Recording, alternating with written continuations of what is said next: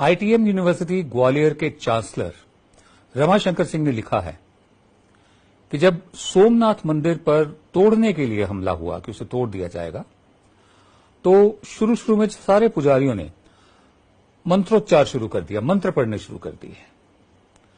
इन मंत्रों में उस सेना को वापस लौटाने के मंत्र शामिल थे, वशीकरण यानी बस में करने के मंत्र शामिल थे, उच्चाटन यानी ध्यान हटाने के मंत्र शामिल थे, हराने के मंत्र शामिल थे और आखिरकार मारने के लिए भी मंत्र शामिल थे। कुछ नहीं हुआ, ना होना था। वो फौज एकदम नजदीक आ गई, आनी ही थी, कोई मुकाबले में था ही नहीं। तब सारे पुजारी मंदिर के अंदर के गर्भगृह में इकट्ठे होकर पूरे विश्वास से, ज्योतिर्लिंग साक्षात शिव स्वरूप भगवान से कातर भाव से, बेचारगी से सस्वर गाकर मंत्रोच्चार करने लगे, मंत्र पढ़ने लगे कि हे भगवान आप प्रकट हो, तीसरा नेत्र खोलकर ये जो सेना बाहर आई हुई है इसको भस्म कर दें। कुछ ही समय वो सेना मंदिर में प्रवेश कर गई। बाकी इतिहास है, आप सब जानते हैं, ठीक है ना। और आजादी के बाद केंद्र सरकार ने सोमनाथ मंदिर का जीर्णोद्धार किया और आज वो इस रूप में विराजमान है। मैं आपको ये कहानी क्यों सुना रहा हूं? सेना मंदिर को तोड़कर चली गई, मंत्रों में जो ट्रेंड थे, दीक्षित थे, सारे पुजारी ब्राह्मण मारे गए। वो अपने ही झूठ में विश्वास करते थे, औरों को विश्वास दिलाते थे। सदियों से मंत्रोच्चार के मम्बो जम्बो में लोगों को उलझा रखा था और वो यकीन करते थे इसमें। मैं आपको इसलिए सुना रहा हूं कि आरएसएस के एक प्रचारक हैं इंद्रेश कुमार, उन्होंने मेल टुडे के एक इंटरव्यू में कहा है कि भारतवासियों को चीन का मुकाबला करने के लिए मंत्रोच्चार करना चाहिए। और मंत्र का जो अर्थ है वो ये है कि कैलाश, हिमालय और तिब्बत चीन की आसुरी शक्ति से मुक्त हों।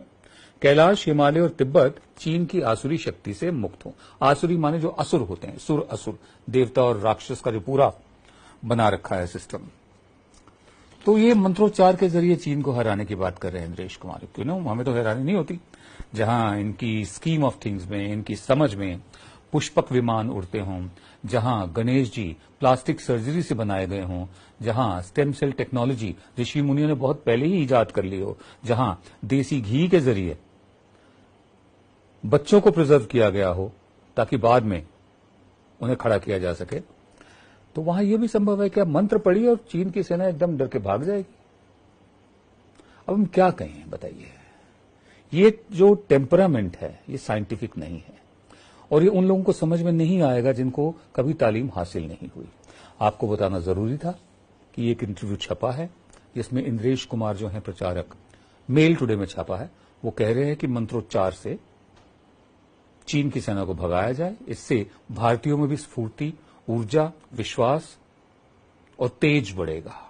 तो चाहे वो हिंदू हो, चाहे मुसलमान हो, चाहे सिख हो, चाहे ईसाई हो, वो इस मंत्र का जाप करें जो भूटान की सीमा पर इस वक्त जो चल रहा है, चीन के साथ हमारा स्टैंड ऑफ चल रहा है, eye ball to eye ball, मंत्र से अपने आप खत्म हो जाएगा। उनका ये मानना है। आप क्या मानते हैं? सोचिए। नमस्कार। आप देख रहे थे जन गण मन की बात। हम आपसे एक बार फिर इल्तिजा करेंगे, रिक्वेस्ट करेंगे कि आप YouTube पर हमारे जो चैनल है उस पर सब्सक्राइब का बटन दबाइए, साथ में घंटी बनी हुई है, घंटी को दबाइए ताकि जब भी नया वीडियो अपलोड हो आपको खुद ब खुद सूचना उसकी मिल जाए।